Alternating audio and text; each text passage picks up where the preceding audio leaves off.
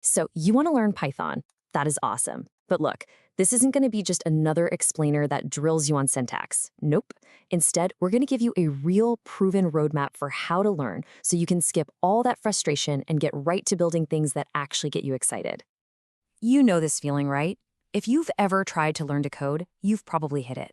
You spend weeks, maybe months trying to memorize all these rules, you're staring at error messages, and you start to wonder, man, am I just not smart enough for this? It's a wall, and it stops so many people dead in their tracks. But here's a thought. What if the problem isn't you at all?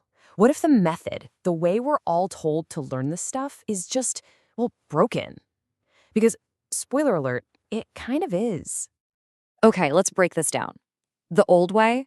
Ugh, it's like cramming for a final exam. Just endless memorization of abstract stuff that feels totally disconnected from anything cool or useful. But a better way? It's all about action. It's about learning just enough, the absolute bare minimum, and then immediately using it to build something that you actually care about. That's where the real learning and the motivation kicks in. This whole approach has a name, Project First Learning. And the analogy here is just perfect. Think about it. You wouldn't try to memorize an entire French dictionary before trying to order a coffee in Paris, right? No way. You'd learn a few key phrases and just start talking. Coding is exactly the same. You learn by doing. All right, so how do you actually put this into practice? We've laid it all out in a super clear step-by-step roadmap. This is going to take you from knowing absolutely nothing to building your own cool stuff. Now, just look at how quickly this roadmap gets you from the boring basics into actual projects. The whole point is to spend most of your time building, not just studying theory. And hey, this timeline isn't set in stone, but it's designed to give you a real sense of forward momentum. In those first 1 or 2 weeks, the absolute key is to learn just enough. Seriously, don't get bogged down in the details. Your goal isn't to be a master, it's just to get comfortable enough to start building. And then bam, you immediately jump into guided projects. This is where all those concepts suddenly start to make sense because you're actually using them to solve a problem. After you've got a few of those guided projects under your belt, it's time to take the training wheels off. This is where the magic really happens. You'll start to think like a programmer, breaking down your own ideas into little, logical steps. And from there, you specialize.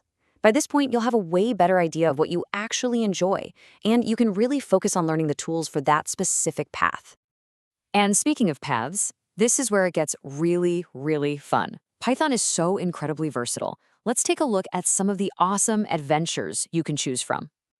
You could dive headfirst into data science and machine learning, which is like one of Python's main superpowers. You'll be using these powerful toolkits of code called libraries to find hidden patterns in data and even build your own AI.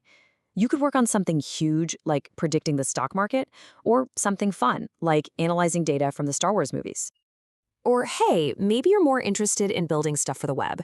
You can use popular frameworks, which are basically just blueprints for building websites, to create the engine that powers all sorts of web applications. I mean, it could be anything from a site to review your favorite video games, to a tool that helps you plan out your meals for the week. And it doesn't stop there. You can use Python to automate all the boring, repetitive stuff at your job. Or you could get into the world of hardware with things like Raspberry Pi and build actual physical things like robots or smart home devices. The possibilities are, and I mean this, pretty much endless. Okay, so no matter which path you choose, let's be real. There are going to be some challenges. So let's cover some super important tips and common mistakes to avoid to help you stay on track and keep moving forward. Let's completely reframe how we think about these common mistakes. Trying to memorize syntax feels productive, but it's not. Applying it is what matters. Getting an error message feels like a failure, but it's not. It's actually your best teacher, telling you exactly where to look. And sticking to easy stuff feels safe, but real growth, the good stuff, only happens when you push yourself just a little bit outside your comfort zone. So, what are the real keys to success here? First, practice consistently. I'm serious, 30 minutes a day is so much better than one marathon session on the weekend. Next, build early and build often. Don't wait until you feel like you know everything, because you never will. Learn how to break big, scary problems down into tiny, manageable pieces. It's also a great idea to read code that other people have written. It's an amazing way to learn new tricks. And finally, know how to get yourself unstuck. Every single programmer on the planet uses Google and Stack Overflow. It's just part of the job.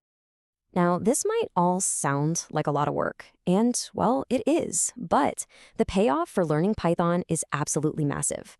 Let's talk about why this journey is so worth it. Learning Python doesn't just open one door for you, it opens like 100. These are some of the most in-demand creative and high-paying jobs in the world. And it's not just for tech companies. Python is used everywhere, from scientific research labs to Hollywood movie studios. Learning this one skill can completely change your career. And hey, don't just take my word for it. The data is crystal clear. The TOB Index is a major industry report card that tracks how popular programming languages are.